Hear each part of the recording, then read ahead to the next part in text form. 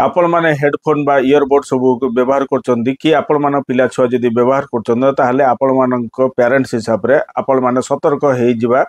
उचित कहीं ना वर्तमान रिपोर्ट अनुसार कि डॉक्टर मानकर वर्तमान एडवाइस अनुसार आउ इंडिया गवर्नमेंट रो वर्तमान एडवाइस अनुसार जदि 8 घंटा ऊपर को जदि लोक माने जो व्यवहार करचंद तांकर श्रवण शक्ति सब से माने बहुत से माने तो 35% रु 55% से मानक श्रवण शक्ति सब हराई बसुचंदी आउ आपण माने सतर्क हुंतु आउ आपण मानक पिला छुआ मानक इयरबड बा हेडफोन को ठारो दूरे रखंतु जहा फल रे सेमानक कान को सेमाने श्रवण शक्ति टाकू से बरकरार रखिपारे आउ कान जदि खराब न हो पाई आपण माने तांको आपण मानकर जो इयरबड बा हेडफोन को निवृत्त करे रखिबा उचित आउ एथिरे आपण मानकर पिला छुआ मानकर जो सुनिबा शक्ति बा लिसनिंग शक्ति टाकू से माने